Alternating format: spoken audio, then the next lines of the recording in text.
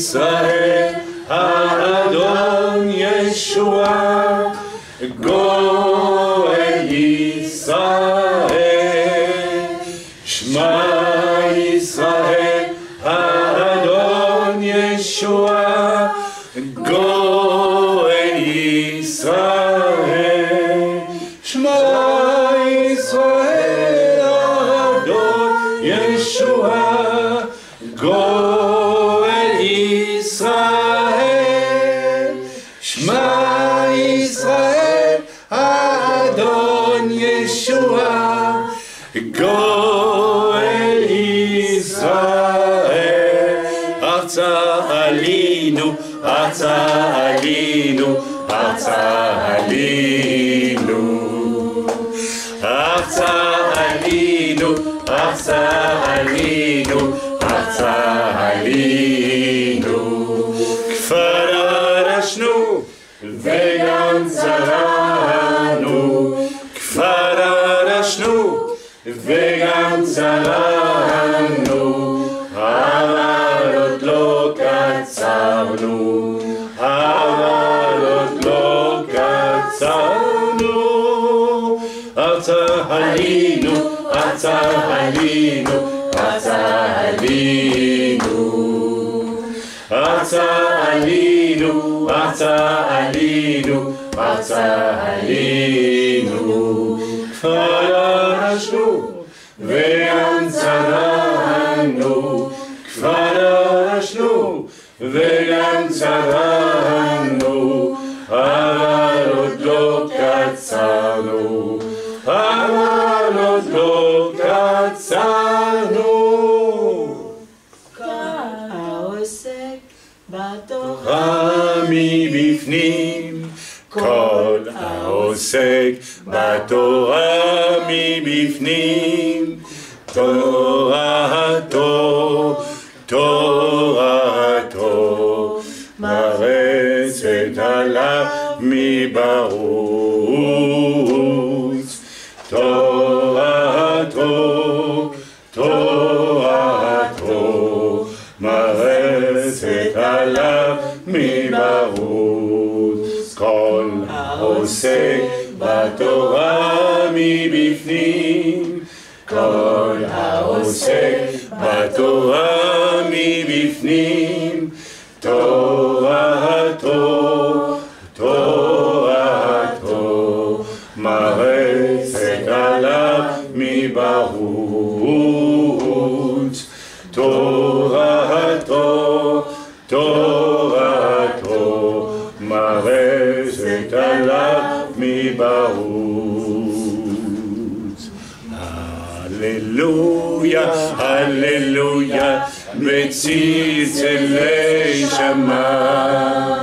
הללויה, הללויה, בצלצלי שמיים. סליחה. כל שמיים תהלליה, הללויה, הללויה.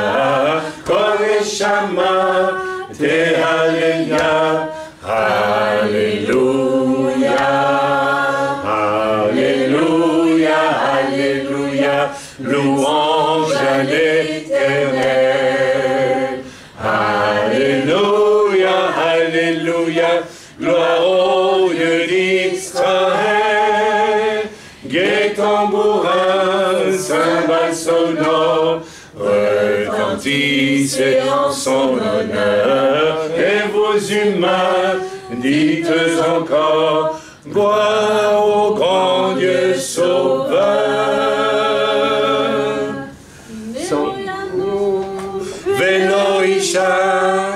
Velo Ishan, Shomer Israël.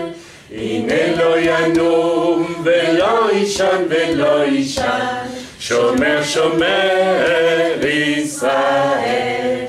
Ine lo yanum, Velo Ishan, Shomer Israël. Ine lo yanum, Velo Ishan, Shomer, Shomer Israël. Amen. Amen. Amen. Amen. Je crois que c'est bien de garder ce chant-là pour le début du message. Hein. Ou alors on les met tous, hein, qu'importe. Bon, ben c'est enregistré déjà, alors voilà. Ok, bien. On va aller dans la parole de Dieu. Alors aujourd'hui, j'ai un message spécial.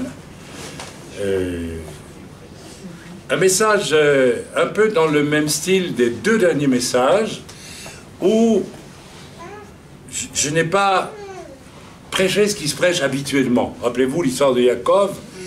C'est pas... et puis Cyrus, dont j'ai parlé... On parle toujours de Cyrus comme un personnage extraordinaire. C'est vrai qu'il est... C'est-à-dire, Dieu est extraordinaire. C'est pas Cyrus qui est extraordinaire. Et souvent, on a tendance à confondre Dieu et sa création. Vous voyez, c'est l'occasion de se rendre compte à quel point nous avons une tendance idolâtre, c'est-à-dire à nous arrêter à ce que nous voyons. Cyrus n'est pas extraordinaire. Et Dieu qui est extraordinaire en faisant ce qu'il fait avec Cyrus. Amen. Ok. Alors, c'est très intéressant de ramener sans arrêt le cœur des enfants de Dieu vers Dieu et pas vers ce qu'il crée ou ce qu'il provoque. Amen. Amen. C'est le début de l'idolâtrie que de s'attacher à ce que Dieu fait et pas à Dieu qui fait. Vous voyez, donc il faut toujours essayer de... Alors aujourd'hui, eh bien, c'est un peu un message qui va dans le même sens. Nous allons lire le psaume 106. C'est un psaume terrible. Vous voyez, je ne dis pas c'est un psaume merveilleux. Je dis c'est un psaume terrible. Parce que le psaume 106 est terrible. C'est un long énoncé de toutes les bêtises qu'Israël va faire dans son histoire. Donc c'est pas un psaume merveilleux. C'est un psaume terrible. Alors, je ne vais pas tout vous dire tout de suite, mais voilà, beaucoup de prédicateurs pourraient prêcher en disant, voilà, enfin, ce que je ne dirai pas ce matin. Alors, nous allons le lire, nous n'allons pas lire tout, ce n'est pas utile, mais nous allons lire une bonne partie, et nous allons voir que, et si vous lisez jusqu'au bout, ce psaume 106, il est long, hein, vous verrez que c'est vraiment un énoncé de toutes les bêtises qu'Israël va faire au cours de son histoire. Et alors, si on approfondit un petit peu, si on va au-delà de la première lecture, on peut se rendre compte que ça peut représenter tout le parcours d'un croyant à partir du moment où il accepte le Seigneur. Ce sont les mêmes étapes et souvent les mêmes bêtises auxquelles nous allons être confrontés, que nous n'allons pas faire ou que nous allons faire. C'est assez extraordinaire. Donc le psaume 106, c'est un résumé, c'est une forme de catalogue de tout ce qui nous attend une fois que nous avons rencontré Dieu et que Yeshua nous a sauvés. Nous allons être confrontés à toutes ces choses-là et c'est permis par Dieu. Pourquoi? C'est permis par Dieu parce que lorsque nous allons chuter ou commettre une faute ou une erreur, nous sommes devant ce dont j'ai parlé jeudi, rappelez-vous, le besoin qu'a l'homme de comprendre qu'il est pécheur. Il n'y a pas plus hypocrite que l'homme. Il n'y a pas plus faible que l'homme face à lui-même. Si vous examinez bien la condition humaine, c'est toujours passer à côté de la vérité quand la vérité c'est le péché. C'est incroyable. Il y a 40 ans que je sers le Seigneur, à peu près 40. Je pourrais vous faire un catalogue immense comme ça de toutes les excuses que les gens se donnent. Et aujourd'hui, comme la Torah est éliminée, comme la foi, comme Dieu est jeté hors de la pensée des hommes, on remplace la notion de péché par toutes sortes de choses. Les gens ont toutes sortes d'excuses. Et nous avons, j'en parlais encore avec Nathan ce matin, nous avons comme ça des foules entières de croyants qui traversent nos églises et qui n'y restent pas, parce qu'ils ont mis l'excuse pour ne pas appeler le péché le péché. Et c'est pour ça, jeudi dernier, j'ai insisté sur l'histoire de Pierre. Parce que l'histoire de Pierre, telle qu'elle est décrite dans l'évangile, dans la Brita de ça, n'est pas normale. C'est pas normal. Vous avez Yeshua qui dit à Pierre, ce n'est pas la chair et le sang qui t'ont révélé que j'étais le Mashiach. Et il dit, parce que tu as compris ça, il ajoute, tu es Pierre, et sur cette pierre, j'établirai mon église. Waouh!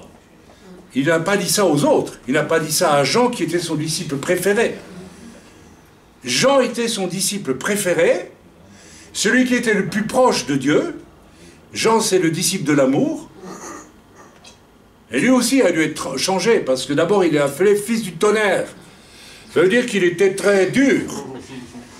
Et pour devenir le disciple qui a compris l'amour mieux que tout le monde, il a fallu aussi qu'il ait une confrontation avec son péché. Peut-être l'orgueil, la dureté, je ne sais pas. Mais dans l'affaire de Pierre, il y a quelque chose qui est anormal, quand vous lisez bien. Et puis on voit que Pierre va trahir le Seigneur d'une façon terrible, alors que Yeshua l'a prévenu. C'est étrange que ça se trouve dans les...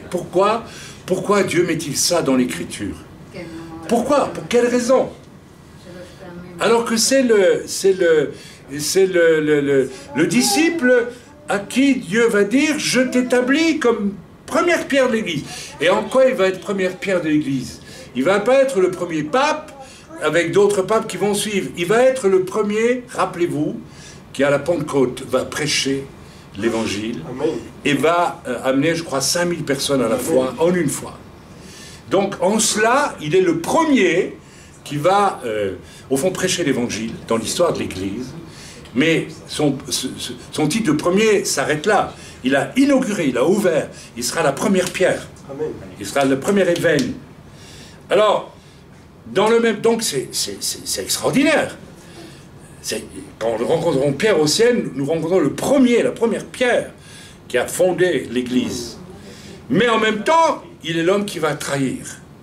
Alors pourquoi est-ce que Dieu fait ça? Bien, Dieu le fait volontairement, parce que malgré la promesse de Yeshua pour lui, il fallait que Pierre passe par une étape extrêmement importante, qu'on appelle la conversion. Et comment est-ce qu'on se convertit? Mes amis, il y a aujourd'hui, au XXe siècle et au XXIe siècle, un nombre considérable de gens qui sont dans les églises qui ne sont pas convertis. On est converti le jour où l'on voit en face que l'on est un criminel, que l'on est un pécheur. Et beaucoup de gens ne sont pas passés par cette étape essentielle.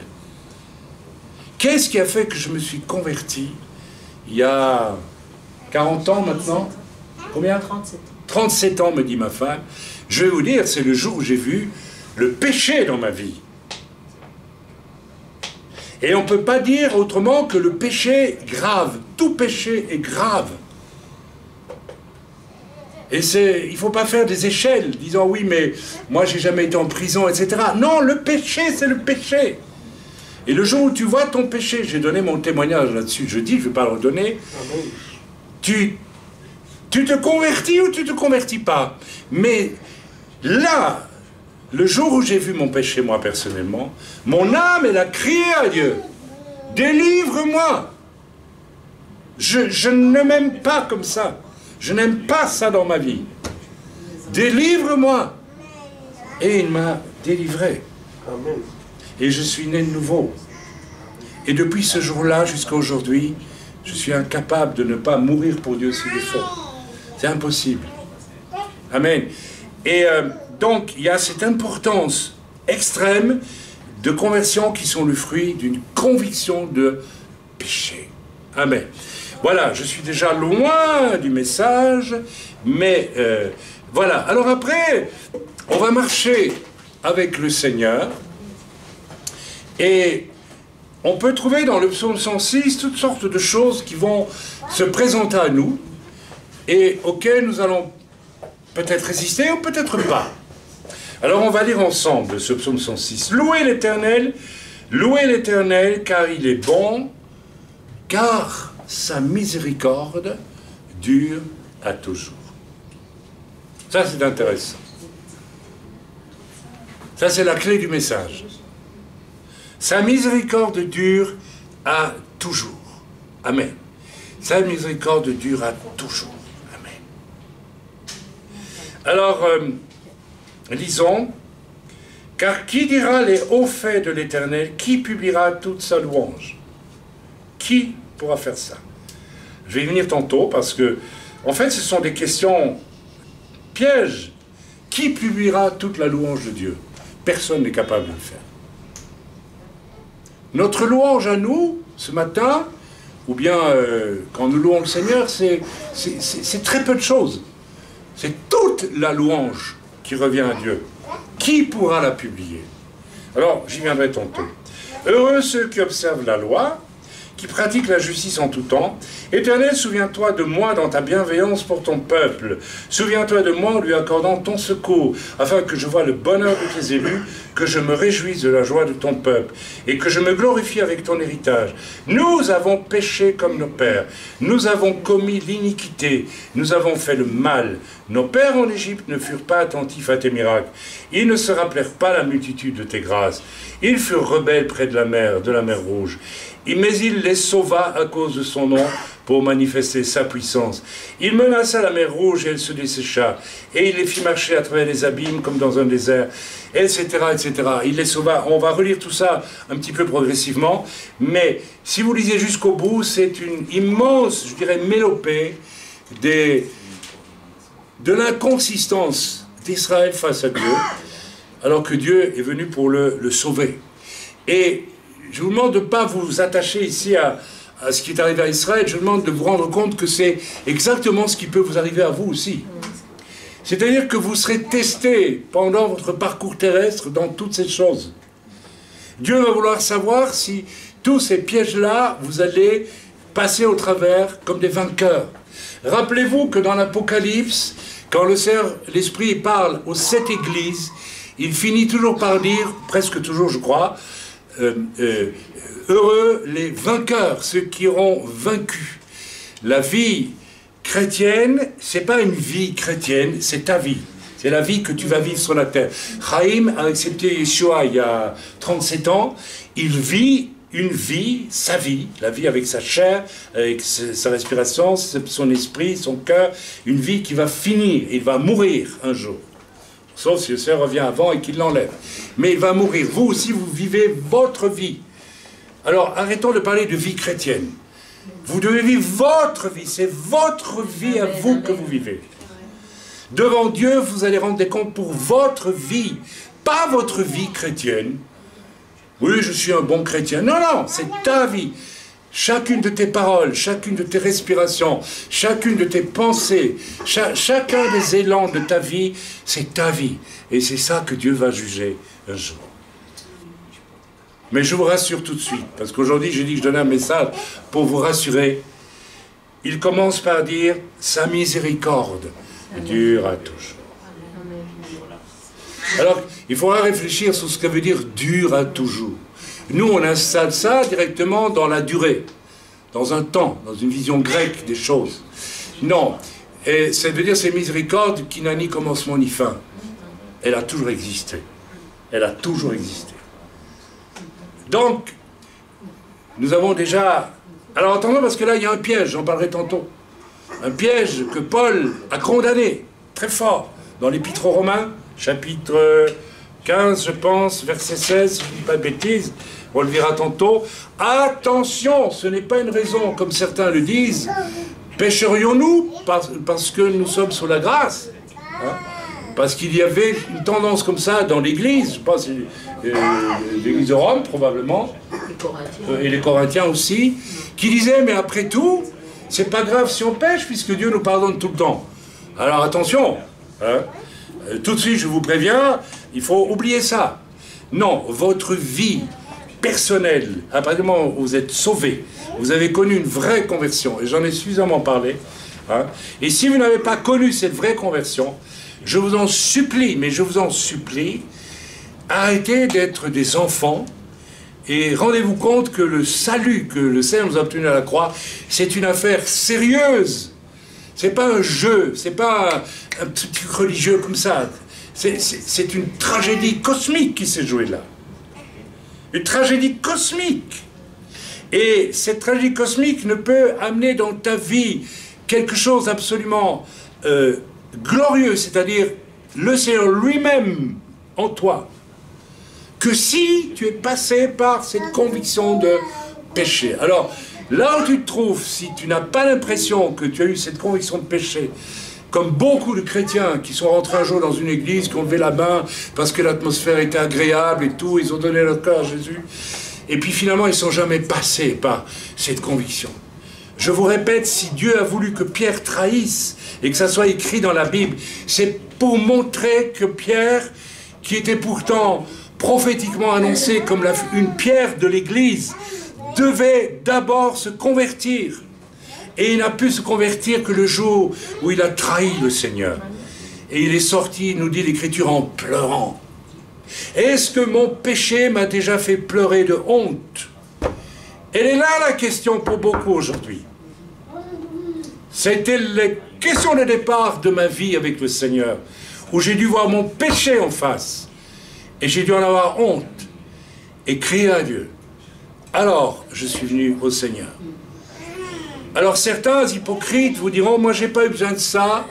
Il y a des gens qui vous disent, je suis né, je croyais déjà en Dieu. Oui, tu peux croire en Dieu. Mais, je dirais, toute la création croit en Dieu. Le diable croit en Dieu. Tout le monde croit en Dieu. On sait que Dieu existe. Même Einstein a dit qu'il ne croyait pas dans le Dieu de la religion, mais qu'il y avait fatalement un Dieu, quelque chose. Croire en Dieu ne suffit pas d'être qu'on est sauvé. Hitler croyait en Dieu, à sa façon, mais il n'était pas sauvé. Amen. Donc il faut ce passage. Amen, dit notre petite sœur Naomi. Amen. Donc ce passage est tellement important, j'insiste là-dessus. Alors voilà, donc, en lisant tout ce psaume 106, on peut lire encore un petit peu si vous voulez, voilà, on peut se demander en quoi est-ce que ça va nous encourager. Parce que si vous lisez tout le psaume 106, ils ont fait ça, ils ont fait ça, ils ont fait ça, ils ont fait ça, ils ont renié Dieu, ils ont fait un veau d'or. Qu'est-ce qu'ils n'ont pas fait? En parlant de veau d'or, vous ne connaissez pas les chrétiens qui adorent le veau d'or, vous, aujourd'hui? Il y en a plein. Il y a toute une branche, j'en parlerai tantôt, de l'Église aujourd'hui qui adore le veau d'or, tout simplement. L'argent, le faux Saint-Esprit, toutes ces choses, c'est le veau d'or actuel, c'est le veau d'or d'aujourd'hui. Alors on accuse les Juifs, on dit, comment est-ce possible? Pendant que Moïse était sur la montagne, eh bien, ils adorent un veau d'or. Mais mes amis, nous avons ça dans l'Église aujourd'hui. Et les gens ne s'en rendent même pas compte. C'est tellement fort qu'il y a eu une période où on faisait tomber, n'est-ce pas, des paillettes d'or dans l'Église. On disait que c'était le Saint-Esprit, c'est Dieu qui faisait cela.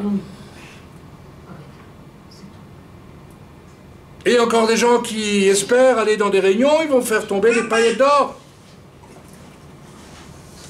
Le veau d'or est là aujourd'hui. Alors en quoi ça nous encourage, tout ça? Le parcours d'Israël ressemble à ce que n'importe quel croyant, je vous l'ai déjà dit, peut connaître dans un parcours de vie. N'est-ce pas? Ce sont des faiblesses possibles de l'homme, de l'humain, de tout homme, que nous lisons à travers ce psaume 106. En fait, tout ce catalogue, il peut nous concerner, nous aussi. Soyons intelligents et ne nous contentons pas d'une lecture primaire, allons plus en profondeur. Cela ne nous dit d'ailleurs toujours pas en quoi cela va nous encourager, de savoir qu'on va être confronté à toutes ces choses. Ça va pas. En quoi ça nous encourage? Myriam, ça t'encourage de savoir que tu vas être confronté à toutes sortes de tentations dans ta vie? Ça t'encourage pas, hein? Et pourtant, ça arrivera. Moi, Chaim, je peux te dire que j'ai été confronté à des tentations. Ok, ça va. Je suis content. J'ai pas cédé. J'essaie d'être honnête, hein. Mais on est confronté. Même dans sa vie de croyant, on va être confronté. On va être confronté au veau d'or. Dans les églises où on prêche la prospérité, c'est le veau d'or. Qu'est-ce que vous voulez que ce soit d'autre? On a pris l'or qui était réservé pour le temple en réalité, que Dieu aurait voulu utiliser pour le temple, vous voyez, pour le service du Seigneur, et on en a fait une idole pour les chrétiens. Exactement ça. La doctrine de la prospérité, c'est ça. J'y viens. Oui, absolument. Ton or et ton argent appartiennent à Dieu et tu dois le garder normalement et tu dois être prêt à le donner à Dieu quand lui le demande. Mais certains ont twisté, c'est de la sorcellerie, ont triché avec ça. On dit, mais voilà, puisqu'il est écrit, par exemple, celui qui quittera père, mère, maison, etc., je lui donnerai ces choses au centuple. C'est écrit. Je peux vous dire que ma femme et moi, nous avons tout quitté pour servir le Seigneur. Ma femme, le jour où elle s'est convertie, a arrêté d'aller à l'Académie des Beaux-Arts, où il était très bien coté. Elle a vendu ses pinceaux, elle a vendu ses livres, elle a vendu tout. Elle dit, voilà, je suis prêt, je peux aller en Afrique si tu veux, Seigneur. Le lendemain de sa conversion, ou une semaine après. Moi, j'ai fait la même chose. Je finissais un spectacle qui avait reçu le prix européen du meilleur spectacle de l'année en Belgique. Eh ben, j'ai tout arrêté du jour au lendemain, terminé, c'était fini. J'ai dit, Seigneur, voilà. Ça, c'est des vraies conversions. Et quelquefois, j'ai demandé au Seigneur, mais comment je vais faire quand je serai âgé? Parce que moi, mes retraites, elles sont toutes petites. Puisqu'on a vécu par la foi depuis ce moment-là, et c'est pas souvent que j'ai eu un salaire. Hein. Un peu en Suisse, 2 mois en France, je crois, en 15 ans, c'est tout. Donc, et Dieu m'a dit, mais je m'occuperai de toi dans tes vieux jours. Lis la parole. Tu as tout quitté, je pourvoirai. Donc là, on est dans une dimension saine de la parole de Dieu. Mais de là à prêcher, comme certains, tu donnes 100 balles, entre parenthèses à moi, hein, et tu vas en avoir 10 000. Là, c'est un mensonge. Là, c'est introduire le veau d'or dans l'Église, pour enrichir ceux qui vous prêchent ça, parce que c'est à eux que c'est donné, et c'est pourquoi nous n'avons jamais prêché ça, et nous ne prêcherons jamais. Nous n'introduirons pas le veau d'or, oui, pour la bénédiction de Dieu qui est juste, quand Dieu bénit, Dieu peut nous bénir financièrement. Il ne faut pas dire qu'il faut être toujours pauvre pour être spirituel, c'est une bêtise, ça ne veut rien dire, Dieu ne dit pas cela. Ok, mais il ne faut pas, voilà, c'est une des choses. Alors, voilà, tout ça ne lui dit toujours pas, n'est-ce pas, en quoi nous allons être encouragés quand nous allons rencontrer toutes ces tentations que le peuple d'Israël a rencontrées. La manne était déversée tous les jours, c'était quelque chose de doux et de léger et de très nourrissant. Et un jour, ils ont voulu des cailles. Ça aussi, c'est une idolâtrie. Il y a des tas de chrétiens, ils ne veulent pas se contenter de la manne spirituelle que Dieu leur donne dans l'humilité tous les jours, calmement, vous voyez. Ils veulent des cailles, ils veulent que ça fristouille, que ça bougeouille, que ça cracouille, que ça, tout ce que vous voyez, que ça s'excite. Ça va exciter nos... Ah, alors on va mettre une énorme batterie, on va mettre tcha-tcha-tcha-tcha. Et finalement, on va même danser. Danser, quand je l'ai vu hier, j'ai vu ça en Afrique, dans une église, avec un pasteur européen qui applaudit, et puis des gamines qui deviennent possédées sur scène, et qui dansent comme dans un nightclub. Ben oui, pour la gloire de Dieu, on fait tout, n'est-ce pas? On en arrive à des choses inouïes. Ok, c'est le veau d'or aussi, ça. Nous avons le culte du veau d'or aujourd'hui dans l'église, partout. Alors, ça ne nous dit toujours pas ce qui va nous encourager, parce que, oh là là, Chaim, tu nous en mets des choses mais c'est la vérité. Alors nous lisons le verset 1er. Louez l'Éternel. Louez l'Éternel, car il est bon, car sa miséricorde durera toujours, car sa miséricorde durera toujours. Vous savez, je parlais avec un frère avant-hier, avec Jacob, et je réalisais une chose merveilleuse. Bon, j'ai 70 ans, et j'ai vécu ma vie. J'ai rencontré mes tentations, j'ai rencontré les choses qui étaient dangereuses dans l'Église elle-même, et j'ai vaincu. Et vous savez, vous ne pouvez pas imaginer le bonheur qu'on ressent quand on sent qu'on a fait la plus grande part de sa vie et qu'on a évité pas évité les pièges, mais confronté les pièges Et j'en ai confronté plusieurs de pièges. Ma femme s'en souvient, et vous qui me connaissez, hein, quand est venu tous ces trucs de Toronto, je lui ai dit tout de suite, oubliez ça. Combien de fois je vous ai dit, il y a 9 dons spirituels, 9, qu'on reconnaît, qui sont dans l'Écriture, on peut les citer, le baptême du Saint-Esprit, parler en langue, prophétie en langue, traduction en langue, don de guérison, don de miracle, don de foi, parole de connaissance, parole de sagesse et, j'en oublie un, discernement des esprits. Tant que vous pratiquez ces choses, je dirais Amen. Si vous faites quelque chose en dehors de ça, je demande à vérifier. Et j'ai toujours vérifié, que tout ce qui se fait en dehors de ça, et qui dit être du Saint-Esprit, n'est pas du Saint-Esprit. C'est une transformation. C'est un switch, c'est switché. Je vous donne un exemple, le fameux baptême du feu. J'y viendrai tantôt, le fameux baptême du feu. On ne parle que de ça aujourd'hui. J'ai vu cette chose arriver il y a une vingtaine d'années à peu près. Le baptême du feu, le Seigneur parle de ça, vous serez baptisés de feu. Mais c'est quoi ce feu? Mais mes amis, c'est le feu qui brûle tout ce qui doit être brûlé dans ma vie. C'est le baptême de sainteté. Ce n'est rien d'autre que ça. Mais certains en ont fait un baptême de super Saint-Esprit. Et vous savez ce qui est en train d'arriver aujourd'hui dans l'Église, partout. Je suis un petit peu, le Seigneur me guide, hein. Il me fait voir des vidéos. On voit des églises où des gens apparemment sont conduits au Seigneur, etc., etc. Et puis où le prédicateur, qui se donne le titre de prophète, bien sûr, toujours, eh bien, se met vraiment en valeur. Et il demande à l'Église, qu'est-ce qu'on fait à cette personne? Par exemple, j'ai vu des vidéos où dans l'église de cet homme viennent des sorciers pour l'attaquer, le détruire. Et alors il les discerne et il les voit dans la foule, il dit, toi tu es un tel, tu fais ça, tu fais ça, tu fais ça, tu fais ça. Et puis il demande à toute l'église, qu'est-ce qu'on fait? Et l'église, vous savez ce qu'elle dit? Fire, fire, le feu, le feu, le feu. Mais qu'est-ce que ça veut dire? Quel feu? Est-ce que c'est un appel à la sainteté pour la personne?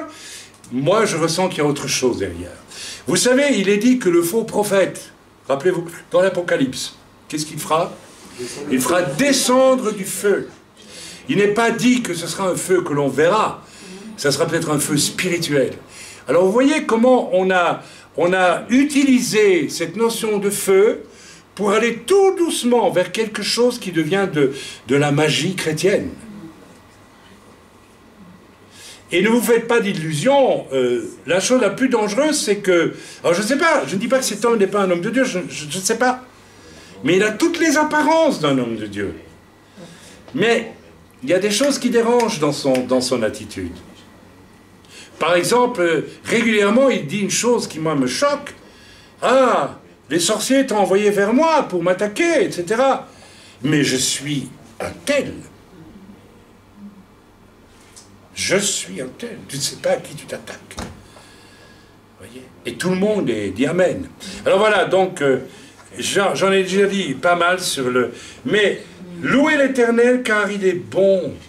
J'aimerais attirer votre attention sur ce simple mot « bon ». J'aimerais vous dire une chose. J'ai fait une bonne partie de mon parcours. J'ai eu mes combats, j'ai eu mes luttes, à tous égards, à beaucoup de niveaux. Et aujourd'hui, j'ai l'impression que je descends doucement vers une vallée paisible, où je ressens la bonté de Dieu.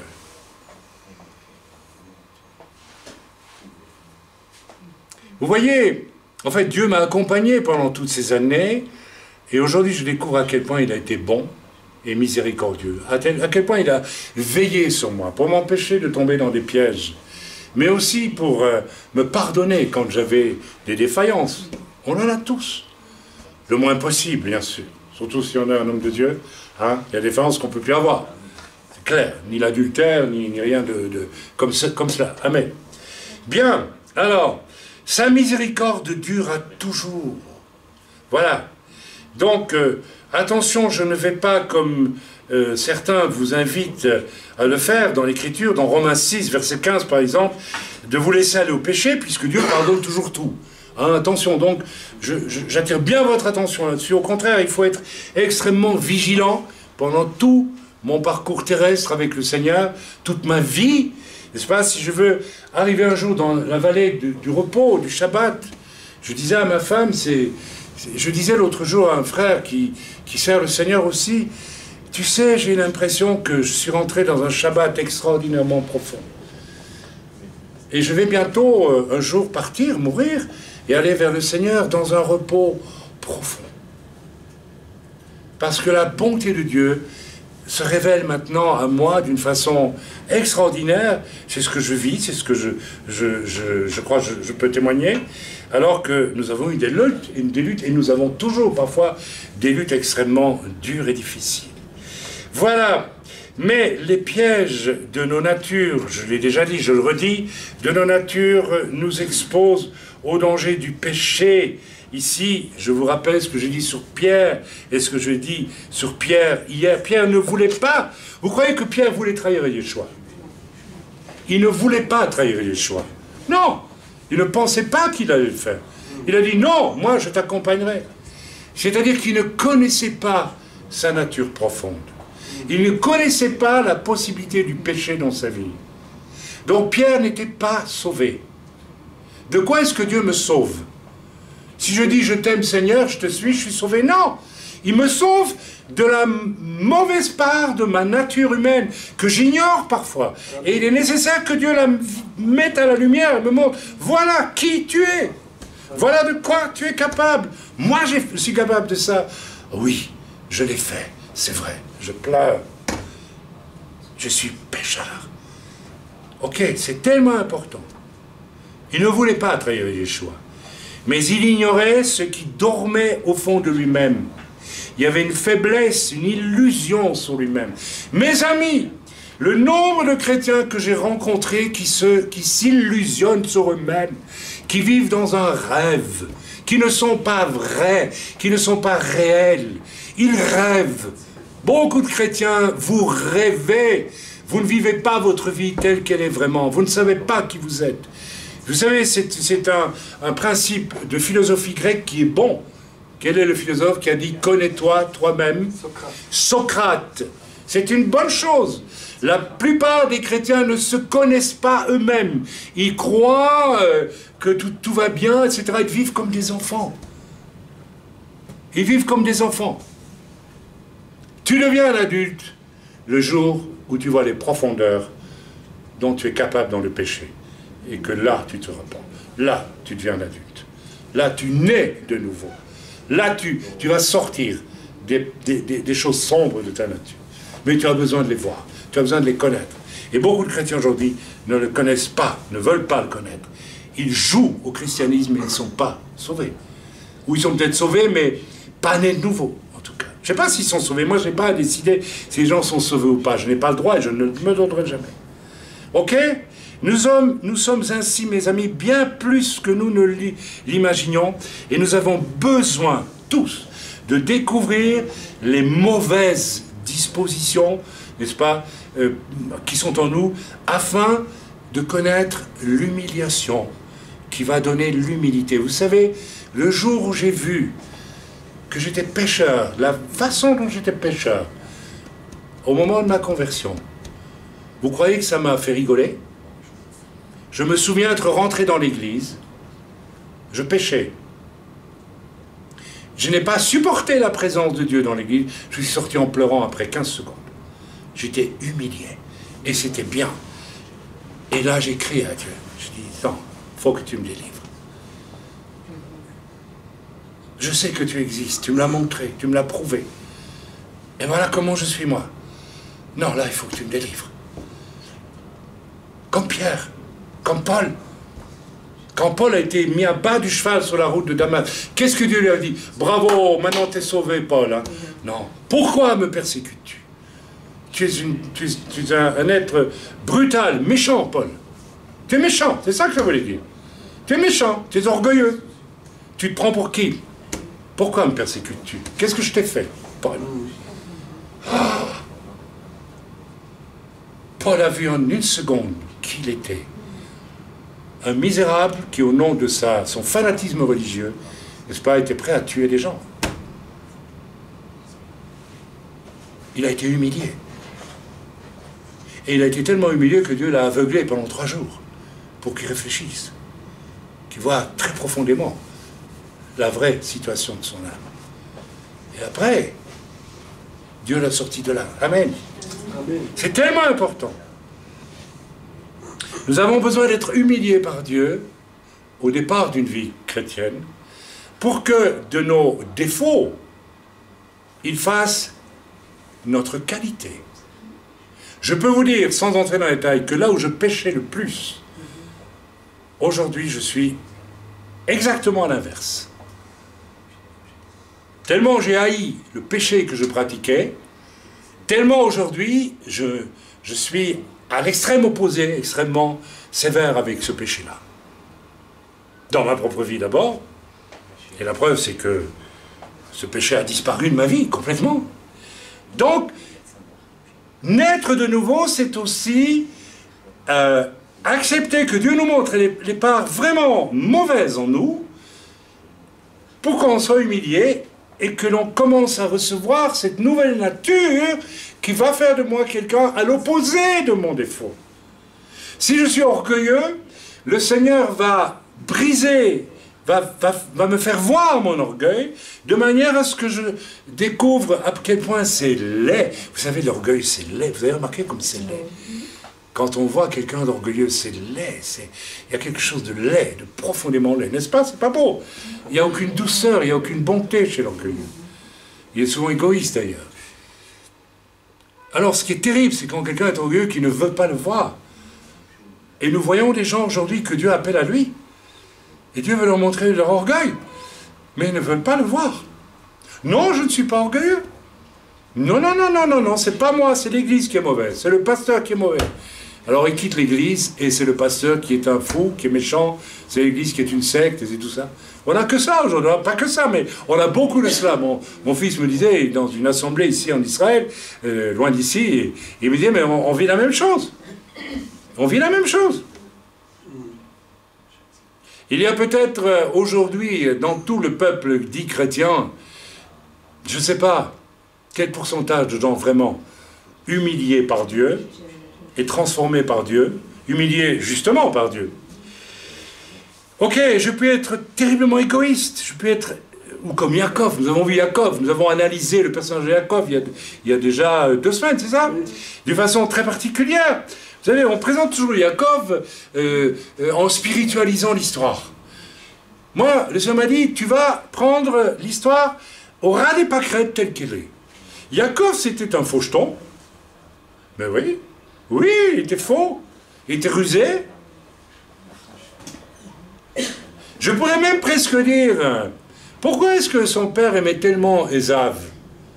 Parce que Ésav, il sortait pour chasser. On va dire, mais Yaakov, il était spirituel, il restait sous la tente. Mais attendez, c'est un peu le problème qu'on a ici en Israël aussi. Il y en a qui vont faire la guerre, il y en a d'autres qui restent, n'est-ce pas, bien à l'abri. Alors est-ce qu'on ne pourrait pas imaginer un peu que Yaakov, quelque part aussi, cela coulait douce? Alors oui, oh là là, qu'est-ce qu'il dit là? Mais il détruit tout notre enseignement.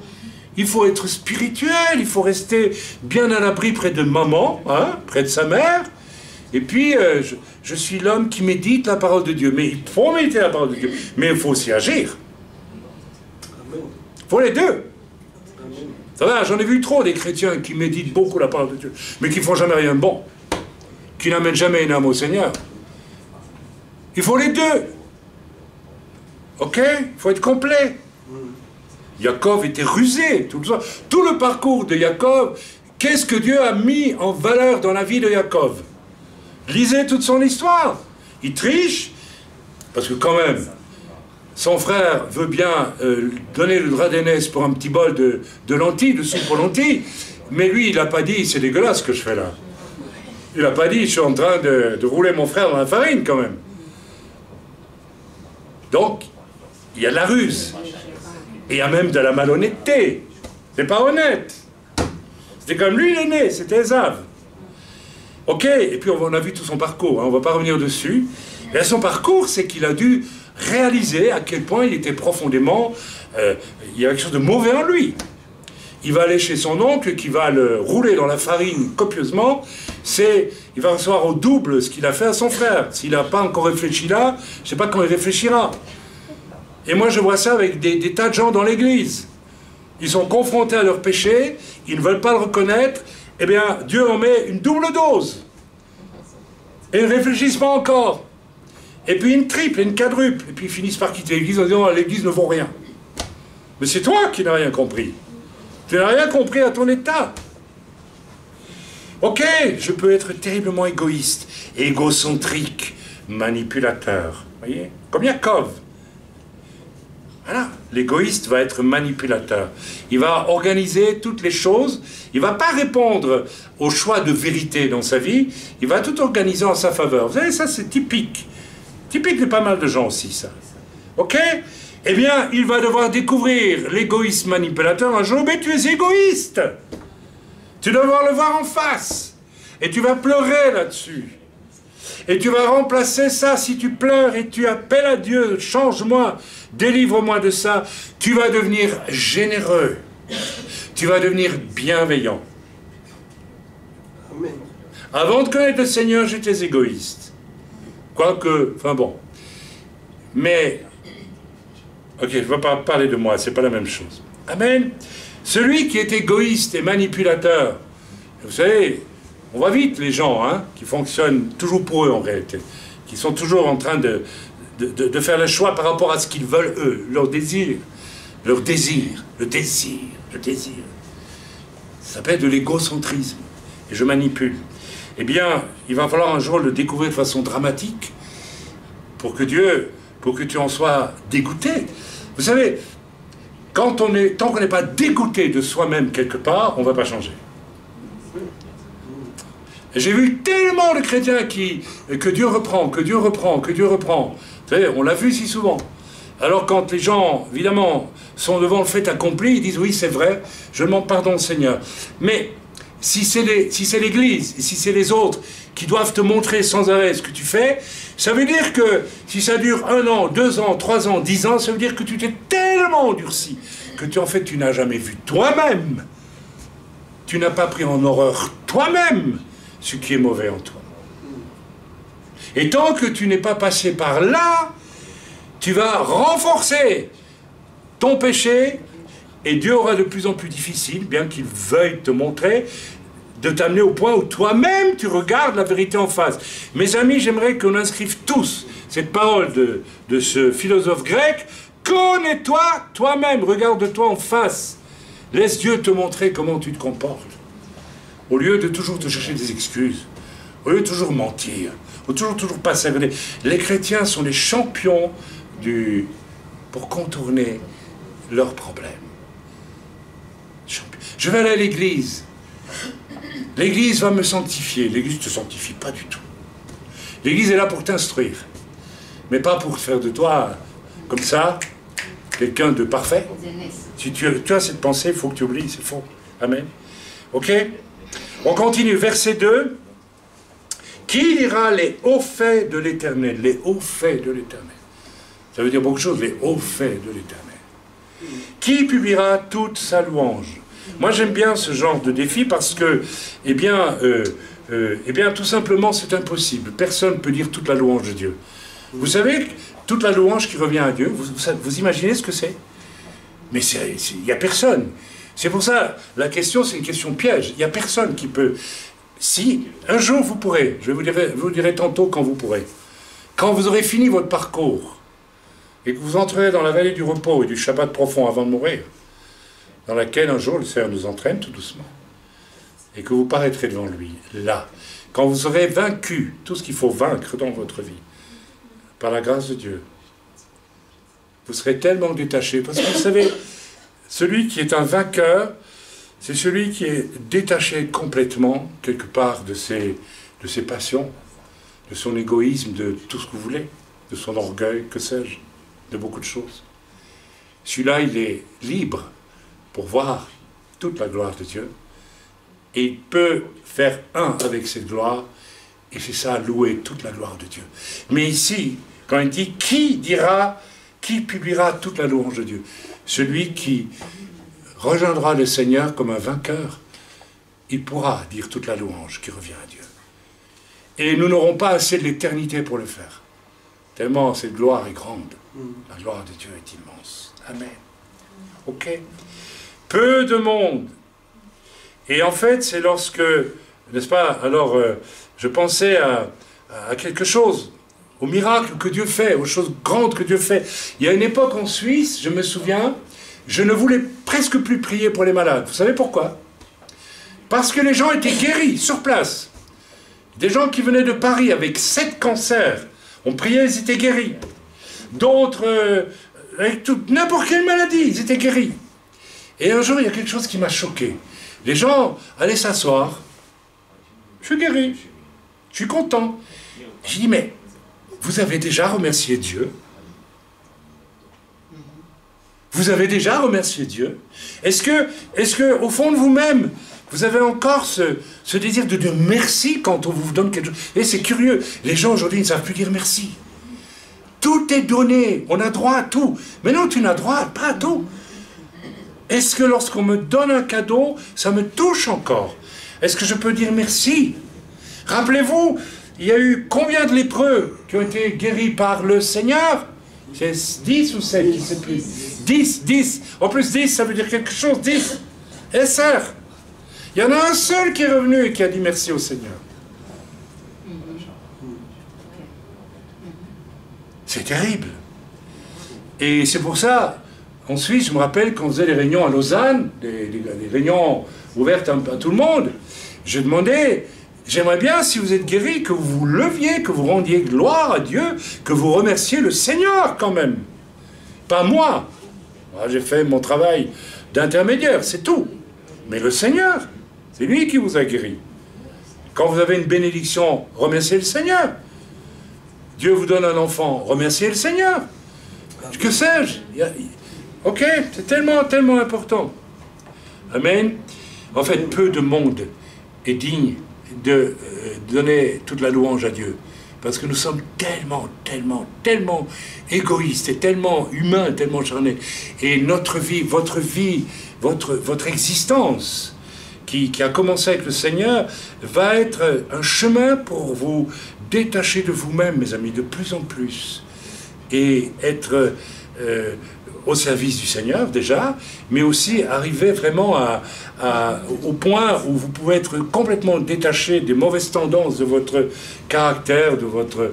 Ok, versets 6 à 9, on peut lire, si vous voulez bien. 6 à 9. Nous avons péché comme nos pères, nous avons commis l'iniquité, nous avons fait le mal.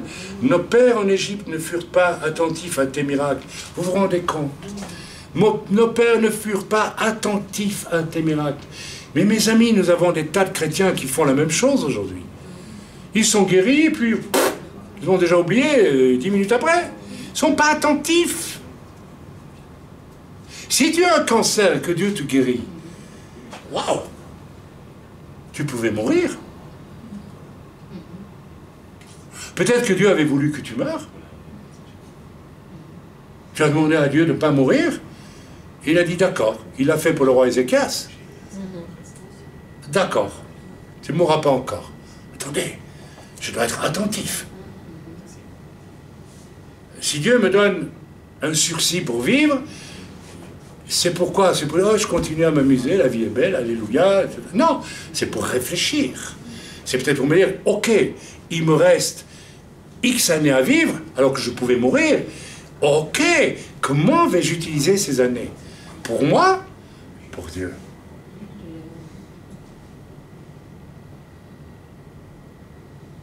Il faudrait qu'on réfléchisse tous à une chose, c'est qu'un jour on va tous mourir. Ça veut dire quelque chose. Ça veut dire quelque chose. Ça veut dire que, pour certains, ils ont fait le travail que Dieu attendait d'eux sur la terre. Parce que Dieu ne t'a pas envoyé sur la terre, Dieu n'a pas envoyé Naomi sur la terre pour être juste Naomi. Il l'a envoyée sur la terre parce qu'il a quelque chose pour elle, pour sa vie à elle. Elle ne va pas seulement être une bonne chrétienne, élevée par des parents chrétiens. Si elle n'est que ça, elle n'est rien. Elle n'est rien. Je lui encouragerais même à ne pas être ça. Il y a beaucoup de gens qui sont nés dans les familles chrétiennes qui croient qu'ils sont... Mais ils ne sont rien pour Dieu. Ils n'existent pas pour Dieu. Tu existes pour Dieu quand tu reçois ton appel, quand tu as reçu vraiment le Seigneur. Alors tu vas vivre une vie avec le Seigneur et pour le Seigneur. Et beaucoup de gens vont à l'église ne vivent pas une vie avec et pour le Seigneur. Beaucoup de gens sont religieux. Et puis c'est tout. Et même tous ceux qui m'écrivent, tant de gens m'écrivent parce qu'ils écoutent les messages. Mais je peux les conseiller, je peux les aider, mais je vais vous encourager à une seule chose, c'est à être certain que vous avez reçu Christ, Yeshua en vous. Et que vous voulez vivre votre vie avec Dieu. Et pas une vie avec des béquilles toute votre vie parce que Chaim va vous dire de faire ça ou de faire ceci. Il faut que vous arriviez vous-même à vivre votre vie avec Dieu. C'est votre dignité, c'est votre chance, c'est votre beauté. C'est ça, Dieu vous a créé pour que vous marchiez selon lui, selon ce qu'il veut pour vous. Et il ne vous y oblige pas. Vous pouvez rester des chrétiens égoïstes. Vous pouvez devenir des gens qui marchent avec Dieu. C'est une toute autre vie. Moi, j'ai fait mon choix depuis longtemps. Voilà. Je déteste, je le dis ouvertement, je déteste la religion. Je ne supporte pas ce qui est religieux. Moi, je veux vivre avec mon Dieu chaque jour. Je veux entendre sa voix, je veux faire ce qu'il me dit de faire. C'est tout. Et c'est pour ça que je lis sa parole, pour comprendre comment Dieu voit les choses, comment Dieu vit les choses. Et je vis comme ça. Je vous exhorte à le faire, mes amis. Autrement, votre vie, vous savez, c'est de la rigolade. C'est de la rigolade. Vous savez, il suffit de voir, c'est un chrétien, comme il change d'avis, comme il change de mouvement. Ah, il suit un tel, et puis hop là, il y a une nouvelle mode, hop là, on suit un tel. Mais qu'est-ce que c'est ce genre de croyant? Ce qui est important, c'est que ton avis avec la parole de Dieu. Un vrai chrétien est stable. On ne le bouge pas facilement. Moi, on ne peut pas me bouger. Hein. Vous ne pouvez pas me bouger. Christ en moi est fort. Il m'a sauvé. Il m'a vraiment sauvé. Il m'a vraiment montré que j'étais un homme mauvais dans un domaine de ma vie. J'ai dû le voir en face. Et j'ai eu honte. Et j'ai pleuré. Et j'ai soupiré après lui. Et il m'a sauvé. Et il m'a dit, maintenant, tu vas vivre. Et j'ai vécu ma vie avec lui. J'espère que vous allez faire la même chose. Autrement, allez jouer au billard, allez jouer au football, c'est la même chose. Il y a des tas de gens qui viennent dans les églises, ils peuvent aller au club de football, c'est la même chose, c'est au taux d'avare. Ça ne sert à rien. Versets 6 à 9. Alors on continue. Nous avons péché comme nos pères, nous avons commis l'iniquité, nous avons fait le mal. Nos pères en Égypte ne furent pas attentifs à tes miracles. Ça, c'est terrible, ça. Tant de chrétiens aujourd'hui ne sont pas attentifs. Dieu vient 100 fois, 1000 fois à leur secours. Tant de chrétiens ont entendu des centaines de messages où Dieu leur a parlé. Et comme le disait une sœur chez nous, il y a quelques années, nous avons tellement reçu. Maintenant, il faut qu'on commence à faire quelque chose avec. Tu te rappelles de ça? Il y a des centaines de chrétiens qui se contentent de recevoir. Ils ne donnent jamais rien. Ils ne donnent jamais rien. Ils ne se donnent pas non plus. Ça implique le domaine de l'argent, il faut le dire ouvertement. C'est facile d'accuser certaines dérives, et il y a des dérives. Mais vous savez, je crois qu'il y a bien plus de dérives parmi les chrétiens qui reçoivent et qui ne donnent jamais rien que l'inverse. Il y a des dérives partout. Ils ne se rappelèrent pas la multitude de tes grâces. Ils furent rebelles près de la mer Rouge. Mais, dit le verset 8, il les sauva à cause de son nom pour manifester sa puissance. Là, je commence à vous donner le message qui rassure. Malgré nos terribles défaillances, Dieu nous sauve à cause de son nom. Il le dit ici, à cause de son nom. Qu'est-ce qu'il y a dans le nom de Dieu qui fait que Dieu veut nous sauver? Ça, c'est très intéressant à creuser. Très intéressant. C'est étrange, vous ne trouvez pas? Dieu nous sauve à cause de son nom. Il ne dit pas « je vous sauve parce que je vous aime ». Il dit « à cause de mon nom ». Alors, qu'est-ce qu'il y a dans le nom de Dieu? Yod et Vavé, Yahweh, comme moi j'ai reçu un jour en priant, Yahvé, Yahweh. Qu'est-ce qu'il y a dans son nom qui fait que Dieu veut nous sauver. Eh bien, à cause de son nom, eh bien, nous allons voir, parce que bon, le nom de Dieu est relié à deux notions importantes, celui de l'unité, le echad, et à une autre notion extrêmement importante qui est l'amour. Donc en hébreu c'est echad et ahava, n'est-ce pas? Et la valeur numérique de echad et de ahava, c'est 13. Et si vous faites ahava plus echad, 13 plus 13, vous avez 26 valeurs numériques de Yod et Vavé. Ah oui. Alors ça, je l'avais déjà écrit dans mon livre il y a des années. Voilà, nous avons vu que l'amour et l'unité sont liés à son saint nom. Amour, ahava, valeur numérique 13, et echad, unité, valeur numérique 13, et ce qui fait que le Yod et Vavé est 26. Ok? Et c'est au travers, donc c'est deux fois, c'est l'unité et l'amour font que on a le nom de Dieu. Donc dans le nom de Dieu, nous avons unité et amour. Unité, ça veut dire quoi, unité? Alors c'est important de réfléchir, parce que dès qu'on parle d'unité, on y réfléchit en termes d'humain. Comment un humain réfléchit à ce qu'est l'unité? L'unité, il va rassembler deux choses, il va dire elles sont une. Ok. Du point de vue de Dieu, c'est pas comme ça. Du point de vue de Dieu, c'est pas comme ça. Du point de vue de Dieu, cette unité existe de toute éternité. Alors, vous vous rappelez, je suppose, la vision dans laquelle Dieu m'a transporté un jour. Je vais la répéter, je m'excuse parce qu'il le faut, n'est-ce pas? J'ai toujours été très, je dirais, oui, mal à l'aise et un petit peu moqueur, je dis ouvertement, pas méchamment, mais intérieurement, avec ceux qui ergotent avec des kilomètres d'arguments sur le Père, le Fils et l'Esprit qui sont un, etc. Alors, on a entendu tout, et son contraire. Il y a même, n'est-ce pas, le genre de message où on vous dit, n'est-ce pas, que Jésus est Père, Fils et Esprit, hein, il est les trois à la fois, ce qui veut dire qu'au moment où il meurt sur la croix et qu'il dit, Père, je remets mon âme mon esprit entre tes mains, c'est ça? Donc il quitte son corps et il va prendre la position du Père pour dire « Oui, je reçois ton esprit, mon fils », c'est ça. C'est tellement ridicule, c'est tellement stupide, on en arrive. Et vous savez, ça veut dire... Alors il y a comme ça toutes sortes de... Alors moi j'ai lu parfois des kilomètres et des kilomètres. Une fois j'ai lu, puis j'ai dit une fois mais pas deux. Hein. Alors il y a un bonhomme qui commence par affirmer une chose au début, et à la fin il dit exactement le contraire. Je l'ai lu. Pourquoi? Parce que c'est un des tests. Ça, c'est un des tests. Ils sont 2 plus 1, ça fait 3.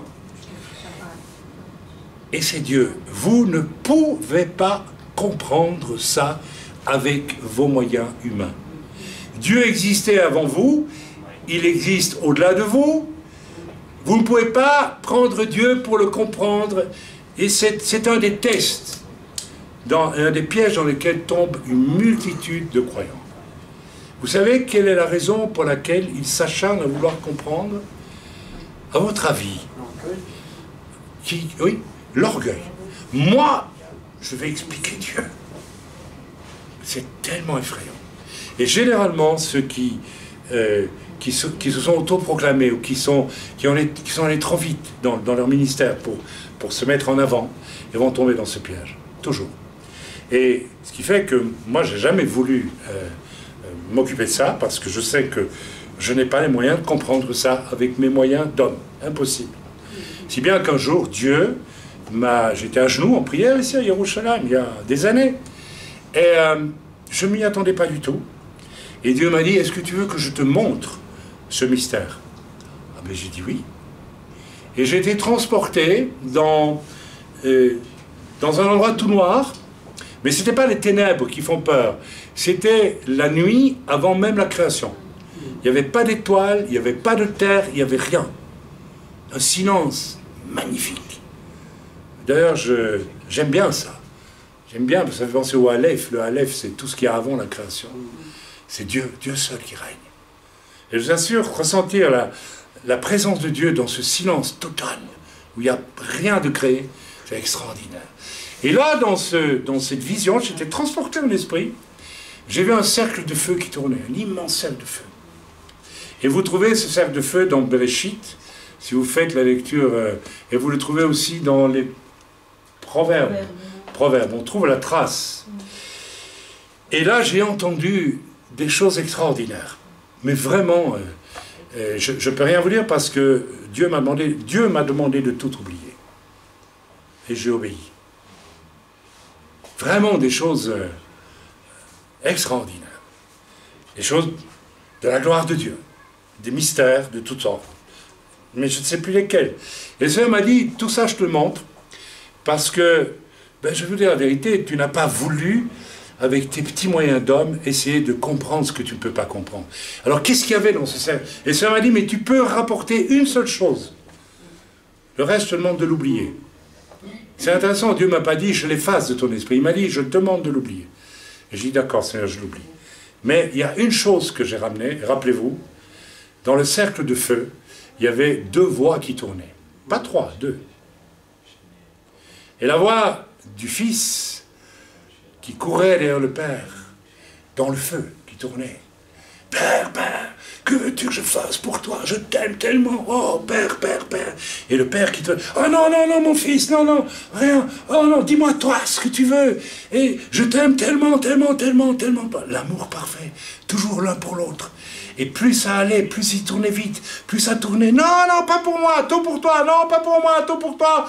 Ça doit... C'est incroyable de voir ça. Vous imaginez si nous, on pouvait passer notre temps...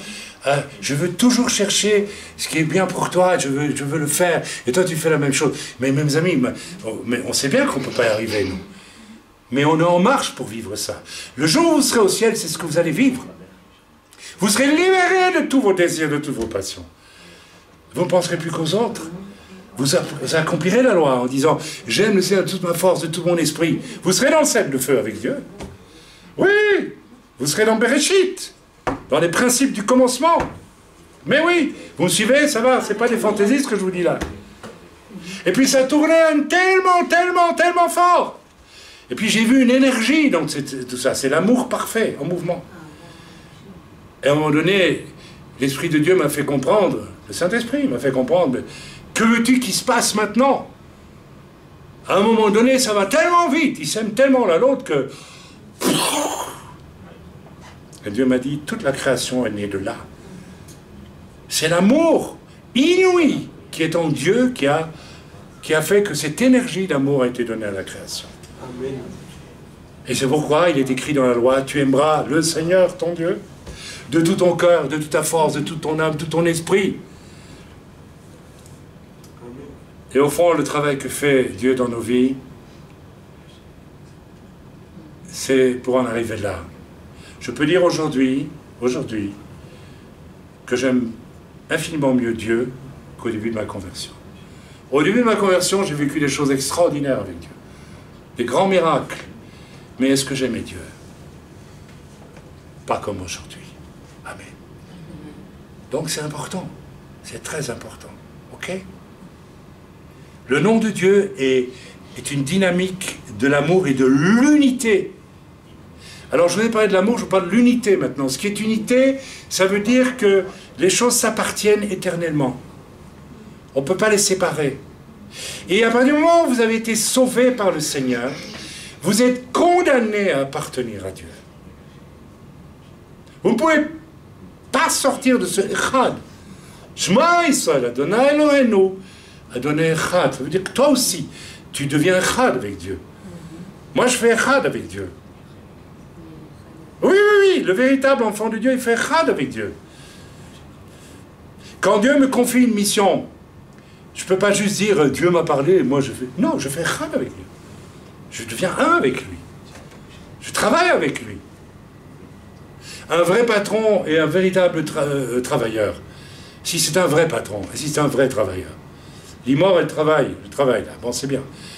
Est-ce qu'on ne fait pas Echad avec celui qui nous dit ce qu'il faut faire? Mais si. Normalement. Ok. Normalement. Ok. La bonté de Dieu est infinie pour ses enfants malgré leurs échecs. Verset 10. On va s'arrêter, le message est court ce matin. Il les sauva de la main de celui qui les haïssait. À votre avis, qui haïssait Israël pendant sa marche, pendant toute cette période, et encore aujourd'hui? Allez. Satan. Ben, le diable, tout simplement. Alors, à votre avis, qui vous hait plus que tout? Ben, le diable. Qui va absolument guetter chacune de vos expériences, de vos tests, pour voir si, avec un seul espoir, pourvu qu'il se plante, pourvu qu'il tombe, pourvu qu'il refuse de voir son péché. Ah, et il y arrive avec certains. Il y arrive malheureusement avec certains. Alors, Dieu, pourtant, veut nous sauver de celui qui veut nous mentir. Le pire mensonge du diable, c'est de nous faire croire ce que nous ne sommes pas. C'est de nous empêcher de voir qui nous sommes vraiment.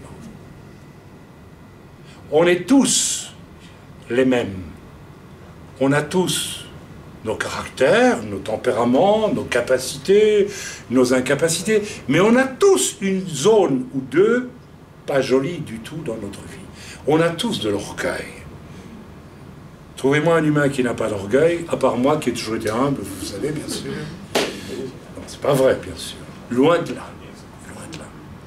Loin de là. Amen. Voilà. Il les a sauvés du diable. Ok, alors on continue, parce que c'est pas fini, excusez-moi. Il les a sauvés. Le Seigneur est sur la route, et vous savez que vous allez devoir... Alors il y a des gens qui ne veulent pas qu'on parle du diable. Mais il sera là tous les jours de votre vie aussi. Hein. Son rêve, c'est que vous chutiez, hein, que vous tombiez, que vous... Alors mieux que ça, surtout, qu'on n'arrive pas à vous faire voir, que Dieu n'arrive pas à vous faire voir, là vous avez un problème. Comme ça vous allez quitter l'église. Et alors vous allez d'église en église comme il y en a tant. Et on n'en finit pas, n'est-ce pas? Et vous devenez des gens qui corrompent l'église. Mon fils David avait donné un message, j'ai beaucoup aimé, il appelait ça les termites dans l'arche. Les termites qui sont dans l'arche, vous savez, il avait dit quand Noé a fait venir tous les animaux dans l'arche, imaginez s'il a fait venir des termites aussi. Ah oui. Et puis ils ont commencé à ronger le bois. Il y a tant de chrétiens qui sont comme des termites dans l'arche. Et qui en fait... Et vous savez, ça c'est une des choses que le diable m'a mis sous le nez depuis que je sers le Seigneur. Les chrétiens à problème. Des gens à problème, qui vous font perdre votre temps, qui vous usent, qui vous fatiguent, qui vous calomnient, qui vous... Les termites dans l'arche. Ça, ce sont des serviteurs du diable. Mais ils ne le savent même pas. N'allez pas leur dire. Oh là là! Ils vont vous arracher les yeux si vous leur dites ça. Mais moi, je leur dis en face, vous êtes des serviteurs du diable. Qui vous a appris à fuir la colère à venir? Amen. On continue, verset 10. Nous l'avons lu. Il les sauva de la main de celui qui les haïssait. Il les délivra de la main de l'ennemi. Les eaux couvrirent leurs adversaires. Il n'en resta pas un seul. Et c'est extraordinaire. Vous avez pensé à quoi ça? Les eaux couvrir les adversaires. Un mer rouge, bien sûr. Et à votre baptême. Vous avez laissé, au moment de votre baptême, normalement, ce vieil homme. Donc normalement, si vous êtes vraiment converti, on peut vous baptiser, parce que vous laissez au fond de l'eau, n'est-ce pas, les choses impures de votre vie. L'impureté, l'avarice, l'orgueil, la méchanceté, la colère et toutes ces choses. Amen. D'ailleurs, c'est très intéressant quand je prie pour les gens, très souvent, qui avouent des choses occultes, des choses comme ça. Je termine toujours en disant, Seigneur, merci d'envoyer au fond de la mer ces péchés, là où tu les oublies. Et quand Dieu dit qu'il oublie, ça veut dire que ça n'existe plus. C'est ça qui est merveilleux avec Dieu. C'est quand on lui avoue son péché, non seulement il nous donne la nature inverse de notre défaut, mais il oublie nos péchés. Il n'existe plus. Vous allez dire, mais ça, on le savait. Mais est-ce que vous avez bien réalisé ce que ça veut dire? C'est fini, c'est effacé, c'est oublié, c'est au fond de la mer. Alors, c'est pas un hasard si Yeshua a envoyé des porcs. Vous savez, les fameux porcs. Ils les envoyés au fond de la mer aussi. Amen. Le fond de la mer, c'est le lieu de l'obscurité. Vous avez déjà fait de la plongée sous-marine? Eh bien, essayez une fois d'aller au fond de la mer. Pas en Méditerranée, en mer du Nord. Allez, allez-y. c'est un lieu d'obscurité terrifiant. C'est les ténèbres. Enfin, là où la lumière n'arrive pas. C'est le lieu de l'antivie. C'est une image de l'enfer. D'accord? Dieu envoie nos péchés en enfer. Vous imaginez ce qui se passe pour les gens qui descendront en enfer? De quelle horreur va être fait l'enfer, si ce n'est tous les péchés de l'humanité qui seront descendus avec? Oh là là là là là là! Est-ce qu'on a encore envie d'y aller? Certainement pas. Johnny Hallyday, en mourant, a dit, moi je veux en enfer, je vais aller discuter avec le diable. Vous savez, il faut être dans un drôle d'état pour avoir des... Oui, il l'a dit, il l'a chanté dans une chanson. Et lorsqu'on l'a enterré, le président de la République a dit, nous enterrons une idole, un héros de la nation française. Il aurait mieux fait de lire la Bible. Amen. Ok, verset 13. Mais ils oublièrent bientôt ses œuvres. Ils n'attendirent pas l'exécution de ses desseins. Ils oublièrent ses œuvres. Vous voyez l'importance de se rappeler constamment ce qui s'est passé dans ma vie de la part de Dieu. Pourquoi? Pour avoir de l'humilité, mes amis. Ce qui manque énormément aujourd'hui à beaucoup de croyants, c'est l'humilité. Mon fils et moi, nous parlions hier soir, et on parlait du ministère, je dis, je n'ai jamais souhaité, je n'ai même pas pensé un jour que je servirais Dieu. Parce que ma conversion m'a tellement montré mon péché et mon besoin d'être sauvé, que sans le chercher, j'ai adopté une position de retrait. Je n'ai pas oublié que Dieu m'a fait grâce. Et j'ai commencé à avancer prudemment, sans faire le malin, avec beaucoup d'enthousiasme, oui, mais j'ai jamais désiré qu'on m'appelle pasteur ou évangéliste ou tout ce que vous voulez, ou prophète. Et là, il y a un problème de beaucoup de jeunes ministères aujourd'hui. Ils n'attendent pas l'exécution des desseins de Dieu. Mes amis, il y a un temps de Dieu pour vous utiliser. Et ça, c'est une des plus grandes corruptions que nous avons aujourd'hui. Les gens veulent absolument que Dieu les utilise quand ils le veulent. Ce n'est pas à toi à décider quand Dieu... Ça veut dire que là aussi, je suis convaincu, si on va trop vite, on a tous ces tendances de vouloir aller vite. Même moi, je l'ai eu. Mais on peut aller... On doit pouvoir ressentir aussi que Dieu nous dit, arrête un peu, freine. D'accord? Et si on ne ressent pas ça, et qu'on force quand même le barrage, on peut en arriver à se poser une question, mais est-ce que sa confusion n'a pas été un peu confuse? Sa conversion n'a pas été un peu confuse? Est-ce qu'il y a vraiment eu cette étape de la conviction de péché suivie du salut et de l'humilité qui accompagne la conversion? Je crois que si on est vraiment sauvé, on a une grande humilité en soi. Alors attention, l'humilité, c'est pas faire comme le capitaine Haddock hein, sur le Sirius qui prend une pause comme ça, vous vous rappelez? Je crois, d'après vos calculs, mes chers amis du pont, que nous sommes, n'est-ce pas? C'est pas ça. On peut être humble et extrêmement vigoureux. J'ai rencontré quelquefois des gens qui avaient toutes les apparences d'humilité, et puis en creusant un peu, on découvre un orgueil faramineux. Donc attention. Hein. L'humilité, c'est une disposition intérieure.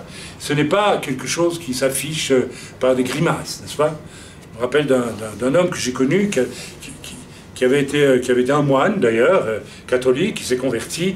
Et alors toujours, il était toujours comme ça, très, vous voyez, très humble. Comme ça.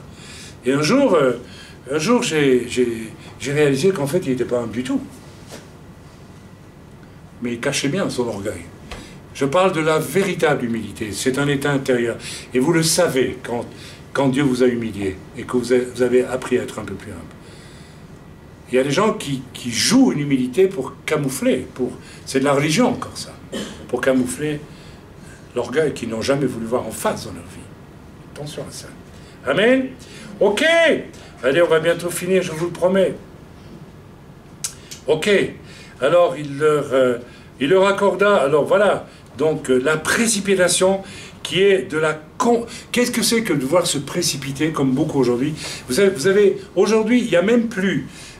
moi j'ai suivi le chemin normal, j'étais dans une église, j'évangélisais énormément, et puis je le faisais de tout mon cœur, et on avait des fruits, et je ne pensais pas du tout avoir un ministère. Et un jour, le pasteur et un autre pasteur m'ont appelé et m'ont dit, j'ai cru qu'ils allaient me faire des reproches. Parce que je disais, j'ai dû faire une bêtise. Vous voyez, il vaut mieux être humble comme ça, que de croire, moi je suis parfait. Hein. Et je me suis présenté au bureau et puis ils m'ont dit, non, non, rassure-toi, on veut simplement te dire qu'on t'encourage, parce qu'on voit vraiment un ministère d'évangéliste. Ah bon? Moi, je vous assure, j'étais étonné. Tu t'en souviens? Oh, oui. J'étais étonné. Je dis, ah bon?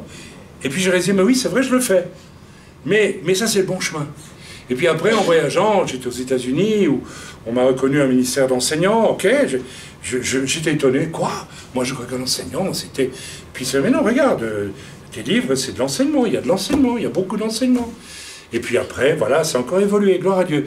Mais vous savez, ce que je vois aujourd'hui, c'est énormément de gens qui s'autoproclament. Qui s'autoproclament, je suis ceci, je suis cela. Tu ne pouvez jamais dire je suis. Dieu est, tu n'es rien. C'est Dieu qui... Rappelez-vous l'histoire du roi David. Le prophète vient et il choisit tous les frères. Il y en a une volée, hein. Et Dieu dit non, c'est aucun de ceux-là. Ben il n'en reste qu'un, mais lui, il vaut rien, hein, c'est le petit dernier. Il est là dans la montagne. Il n'a pas été à l'université. Je sais pas, il est tout jeune. Il joue du luth pour les moutons. Qu'est-ce qu'on va faire avec lui? Allez le chercher, c'est lui que j'ai choisi. Ben, l'image est tellement claire. David ne s'attendait... David aimait Dieu, David louait son Seigneur, mais il ne pensait pas du tout, au fond lui-même, qu'il serait roi d'Israël. J'en suis convaincu. Pas du tout. Vous voyez la différence avec Saül? Saül, c'est pas autoproclamé non plus. Mais aujourd'hui, on a pire que Saül aujourd'hui. On a des gens qui se déclarent ceci et cela, et à qui Dieu n'a jamais rien dit.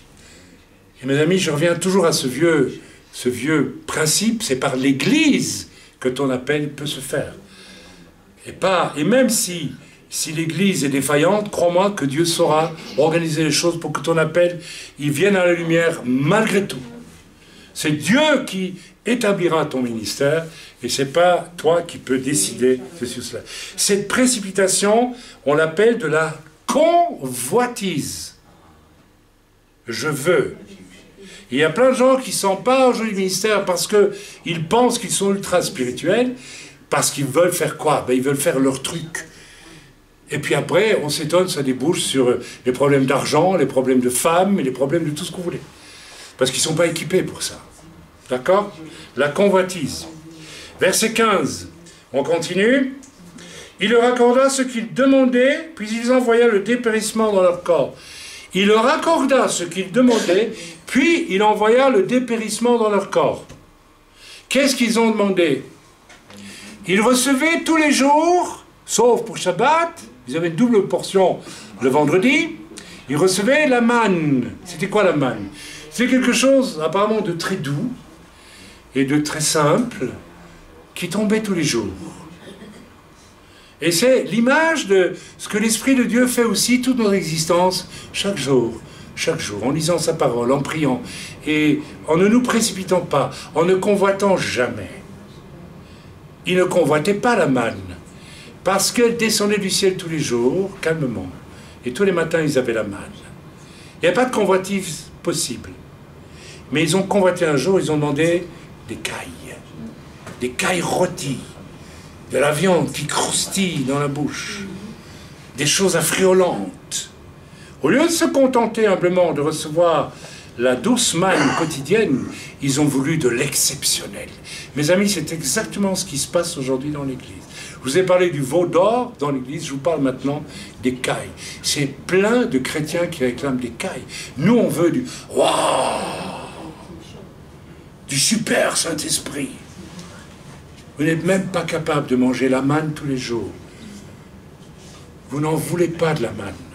Vous ne voulez pas de la manne. Vous voulez être des gens connus. Vous voulez être des gens connus. Mon expérience dans l'Église m'a montré que je pouvais tomber dans ce piège. Et que Dieu a tout fait pour m'en empêcher. Et j'en remercie le Seigneur. Mais je suis obligé de dire que j'ai vu un problème fondamental chez nombre de croyants et de serviteurs. Je veux être fameux. Je veux être connu. Je veux être quelqu'un.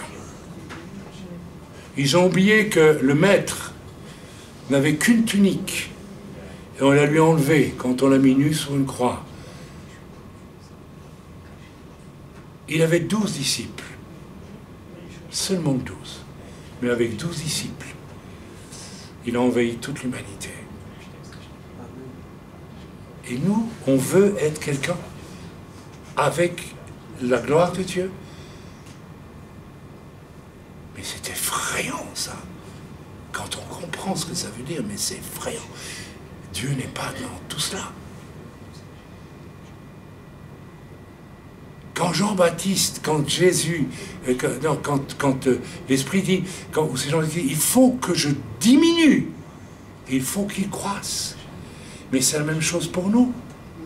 Vous savez, je bénis le Seigneur parce que, ok, j'ai un ministère, d'accord, bon, très bien. J'ai été utilisé comme prophète, c'est vrai, et c'était visiblement de Dieu. Et tout ça, c'est bien. J'ai enseigné, et c'est très bien. J'ai prêché, c'est très bien. J'ai prié pour des gens, et c'est très bien. Vous savez ce que Dieu m'a dit dernièrement? Tu vas donner un mot d'ordre au Togo, en Suisse, en France, et ici à Jérusalem. Tout le monde, Chaim aussi, sur le terrain, pour aller chercher les âmes. C'est tout. Zéou. Je vais finir ma vie en allant dans la rue chercher les âmes. C'est tout. Rien d'autre. Et vous savez, je suis très bien comme ça. Je suis très bien comme ça. Je n'ai pas besoin de décoration. Fuyez tout ça. Il vaut mieux ne rien faire et être dans le repos avec Dieu et attendre que Dieu vous demande, faites ceci, faites cela, que de chercher la gloire pour soi-même. Or, disons-le, je veux dire, mais vous, ce que vous dites à frère, c'est tout le monde le sait. Quoi, tout le monde le sait? Mes amis, c'est un des problèmes les plus importants de votre vie qui se trouve là. D'abandonner ta soif de gloire, la vanité dans laquelle tu aimes te complaire. C'est pas évident de dire je vais tout perdre. Je vais tout abandonner pour suivre le Seigneur. Ah, mais je t'ai abandonné pour suivre le Seigneur. Oui, mais le Seigneur te dit d'abandonner encore plus. Toute ta vie, toute ta fierté, tout ton... Vous croyez que, d'un point de vue humain, ma fierté a été satisfaite de vivre ce que j'ai vécu depuis 30 et des années? Pas du tout. En tant qu'humain, je n'aurais pas vécu tout ce que j'ai vécu dans le ministère. J'aurais refusé. Ça coûte. Ça coûte à l'orgueil. Ça coûte à l'amour de sa propre vie de suivre le Seigneur. Mais vous savez, il y a quelqu'un d'autre qui l'a fait avant nous. Et c'est le seul chemin à suivre. Il n'y en a pas d'autre. Il n'y en a pas d'autre. Il n'y en a pas d'autre. Si tu veux suivre un autre chemin, ne viens pas à l'église.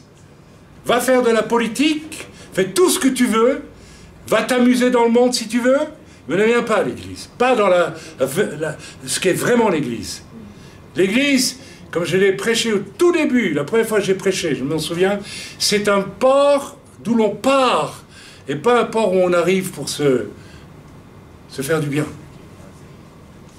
Amen? Ok. Ok.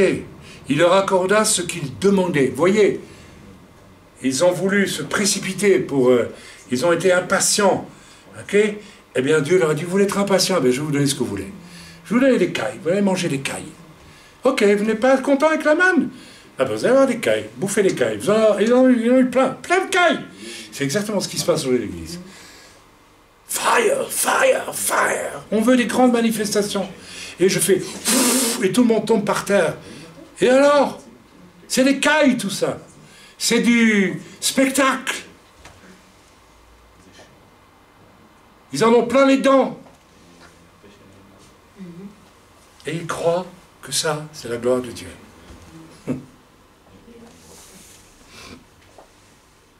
La prospérité, même problème.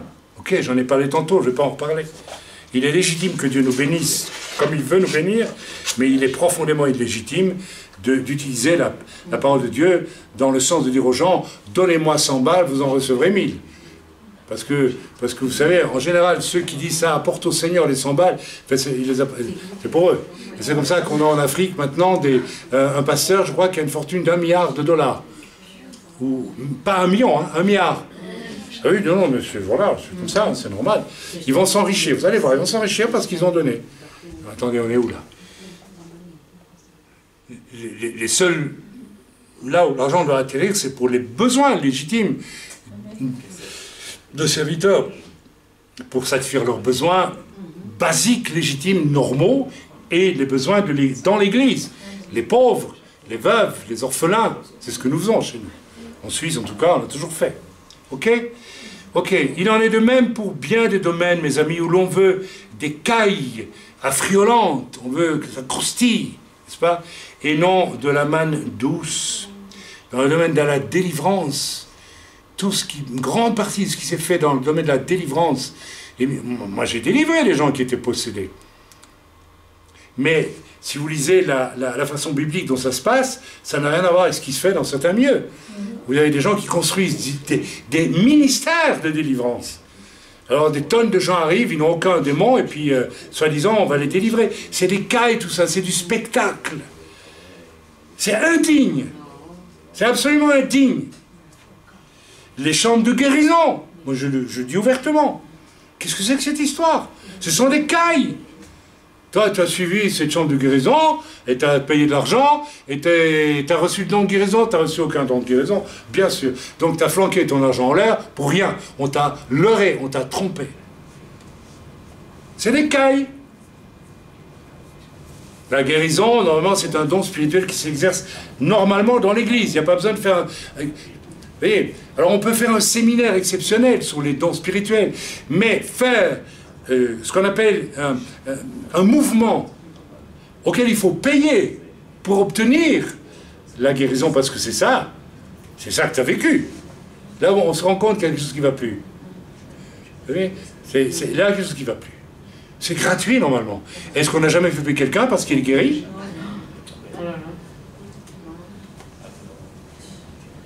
Il y a plein de domaines dans l'Église que vous devez repérer, qui sont du domaine des cailles et pas de la manne. D'accord? C'est extrêmement important, il faut y penser. Verset 15. Bon, ben verset 15, nous l'avons lu. Ok. Il leur accorda ce qu'ils demandaient, puis il envoya le dépérissement dans leur corps. Je vous mets en garde. Vous qui courez après les cailles, vous devriez vous enfuir de ces endroits-là, parce que Dieu va envoyer le dépérissement dans vos corps un jour. Dieu va envoyer le dépérissement de tout dans votre vie. Et ces ministères-là, qui vous proposent des cailles pour satisfaire vos passions égoïstes et votre chair, finalement, un jour ou l'autre, flap, ça va tomber, mes amis. Et je ne voudrais pas être là le jour où ils tomberont. Ils tomberont. Ils tomberont. Alors, c'est des ministères connus du monde entier qui divorcent. Et puis, ou que sais-je d'autre. Amen, ils tomberont. D'ailleurs, l'Écriture leur dit, leur chute sera puissante. Alors, fuyez ces choses. Fuyez tant que c'est possible. Amen. Bien, je crois que j'étais presque arrivé au bout de mon message. Maintenant, il y a tant de choses. Fuyez tout ce super spirituel du spectacle. J'ai conduit, je crois, c'est ma sensibilité prophétique qui m'y a conduit, à voir 2 ou 3 choses où on parle maintenant de fire, vous savez, le feu, le feu, le feu, le feu. Moi, je suis quand même étonné parce que la Bible parle d'un feu. Dieu a mis un feu dans ma vie pour que je sois saint.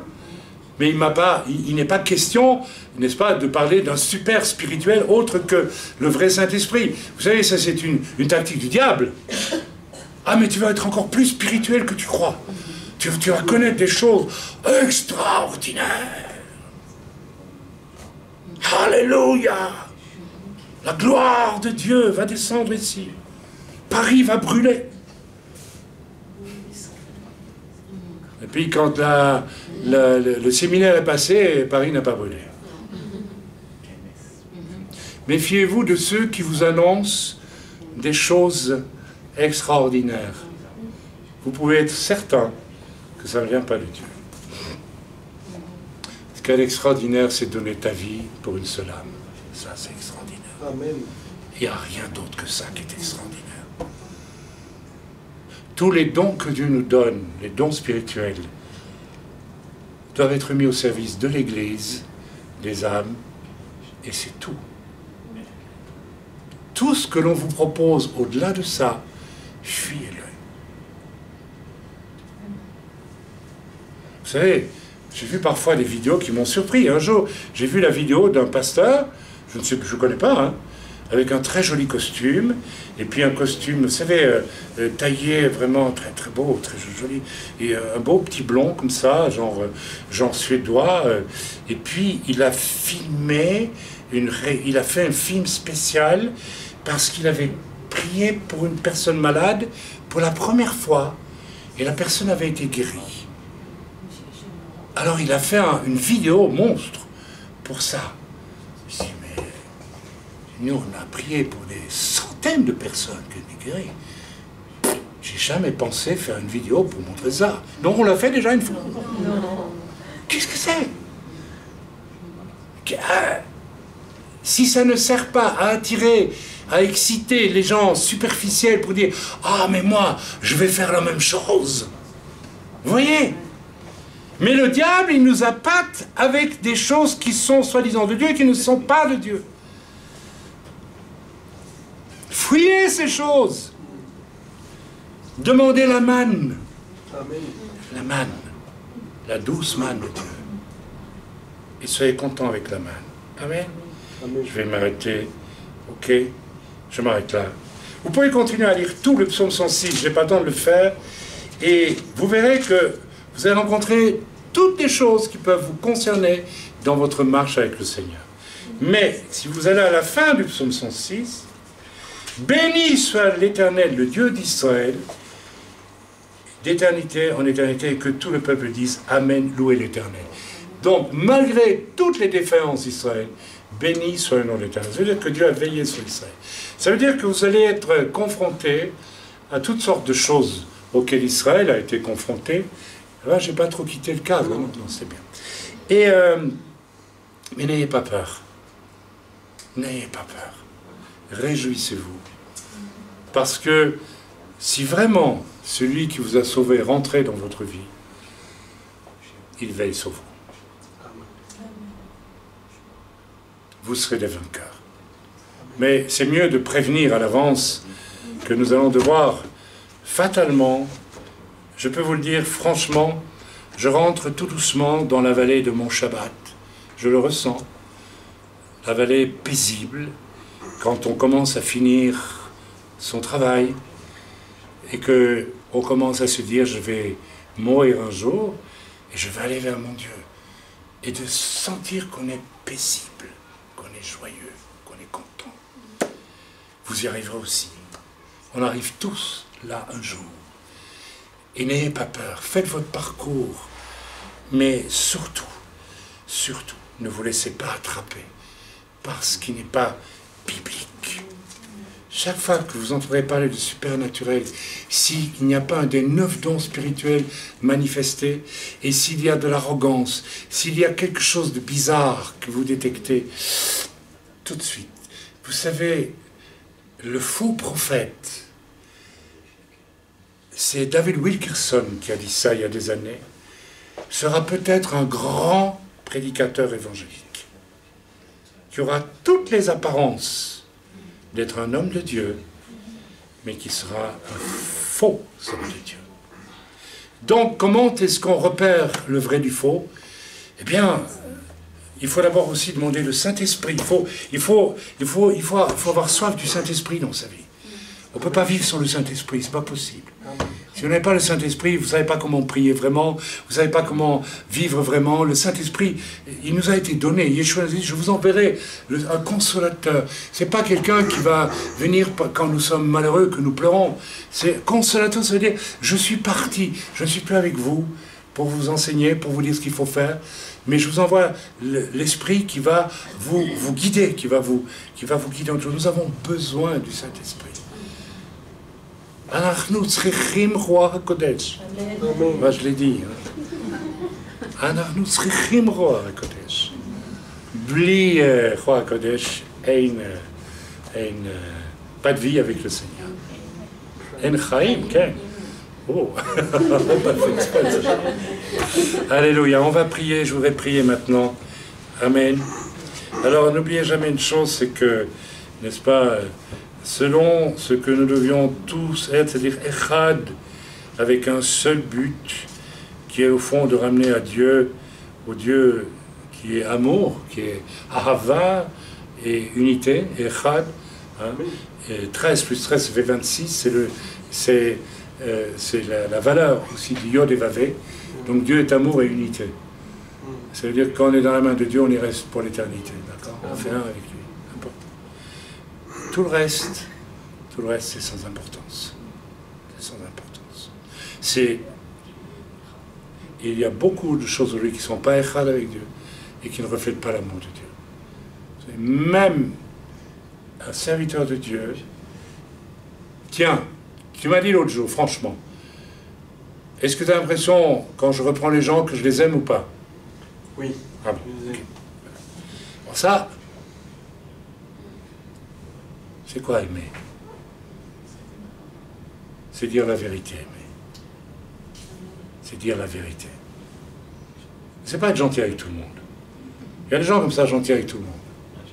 On ne veut pas blesser. Il y a des pasteurs qui ne veulent jamais blesser. Alors évidemment, on entre dans certaines assemblées, on se dit, mais on est où ici? Je me rappelle d'une assemblée où je suis rentré un jour en Suisse, et puis il y avait un esprit de vanité dans cette assemblée. Il y avait une femme qui faisait le ministère de la tasse de café. Alors ici, c'est la tasse de café, je suis le ministère de la tasse de café. Il y avait une autre, c'était des femmes, bien sûr. Moi, c'est le ministère de l'accueil. Venez. J'ai dit, mais c'est quoi ça? J'ai eu envie de fouger la table. Et puis le pasteur, j'ai voulu parler avec lui, j'ai parlé 7 secondes avec lui, et puis il ne pouvait plus parler. J'ai dit, c'est quoi ça? J'ai dit, cet homme-là, il peut dire la vérité? Non, il prêche de beaux messages. Je dis pas de non, rien. Il prêchait de beaux messages. Et tout le monde était content. Mais il ne disait pas la vérité. Il n'avait pas le courage de dire la vérité. Il ne savait pas comment on dit la vérité. La vérité, c'est ça. Et c'est tout, tout. De la première page à la dernière page. Et c'est pas toujours facile à dire, ni agréable à dire. Alors, ayez cette gourmandise-là. Mangez-la, votre Torah. Laissez-la bien là, à l'intérieur. On va prier. Pierre, je te prie pour tous les membres dans l'œuvre chez nous, qui connaissent un moment ou des moments d'humiliation à cause du péché dévoilé dans leur vie, de leur caractère difficile, de l'orgueil, de la convoitise, de l'égoïsme, d'autres choses encore, de l'impureté.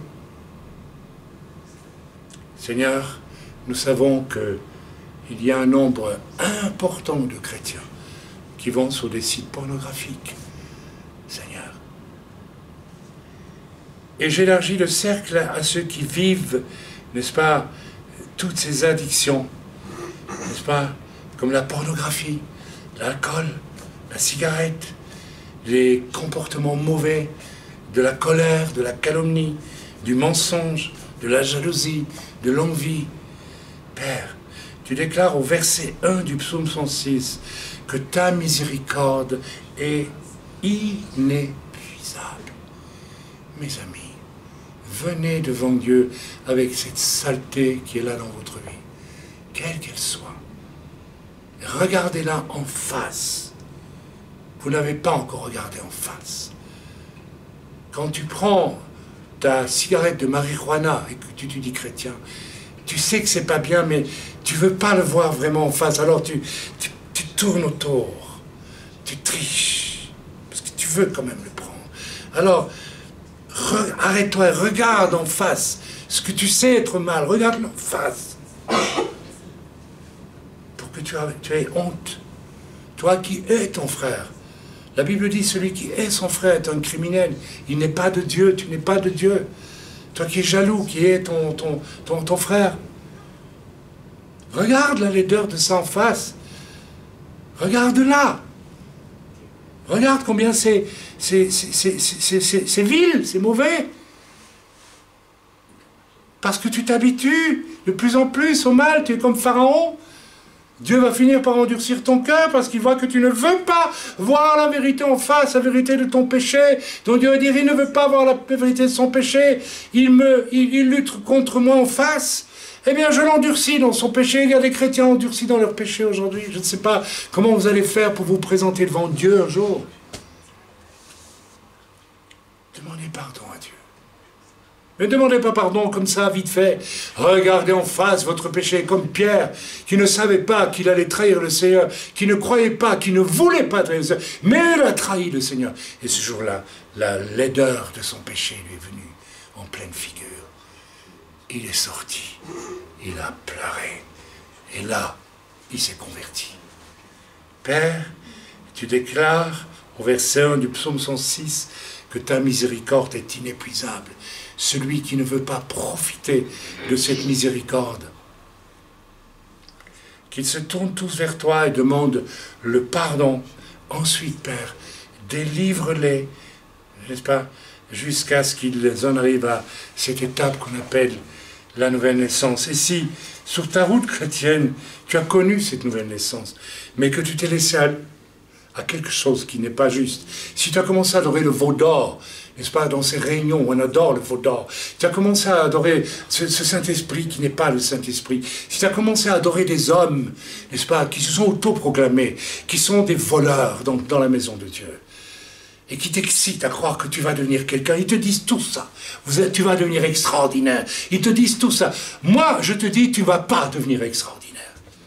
Dieu fera de toi ce qu'il voudra. Moi, je ne sais rien de ce que Dieu va faire de toi. Mon travail à moi, c'est de dire que tu es pécheur, tu as besoin d'être sauvé. Méfiez-vous des hommes de Dieu qui vous disent, vous allez tous devenir extraordinaires. Ce sont des menteurs. Ce sont des menteurs. Des gens, en fait, qui n'en veulent qu'à votre bourse ou à votre vie et qui se servent de vous pour se construire une gloire personnelle qui n'a rien à voir avec la gloire de Dieu. Je crois que j'en ai dit assez. Soyez bénis dans le nom de Yeshua. Soyez bénis, je vous aime, je vous bénis, et je vous aime profondément en prêchant le message que j'ai prêché ce matin. Amen.